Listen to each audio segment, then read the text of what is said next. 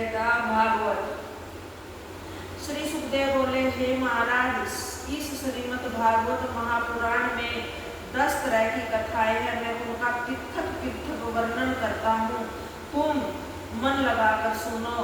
वे कथाएं इस प्रकार हैं: जगत की रचना, जगत का संहार, जगत की स्थिति, समस्त सृष्टि का पालन, आदि पुरुष के चरित्र, मनमंत्रों का विद्यांत, हरि कथा, वैराग्य, भक्ति और श्री नारायण समस्त प्राणियों के ईश्वर हैं। इसका विद्यांत हे राजन, 10वीं कथा को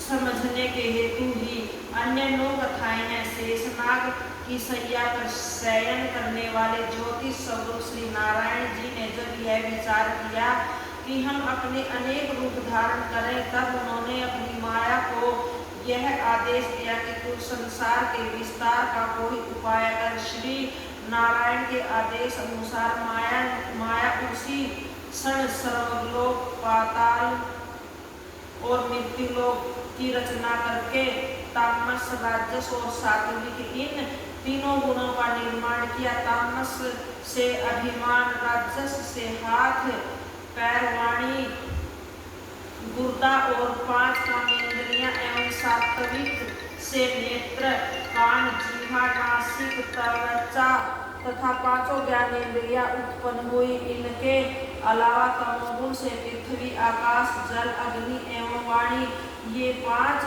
तत्व तथा सतोगुण से ध्वनि, मूर्ति, स्वाद, प्राण, शक्ति एवं बुद्धि बनी। इसके पश्चात शरीर की 10 इंद्रियों का अधिकार एक एक देवता को दिया गया। मुख से अग्नि, जीभ से वरुण, कान से दिशा, नाक से अश्विनी कुमार, हस्त से इंद्र, मित्र वरुण, गुर्दा से यम, पैरों से विष्णु और बुद्धि से ब्रह्मा का निवास हुआ।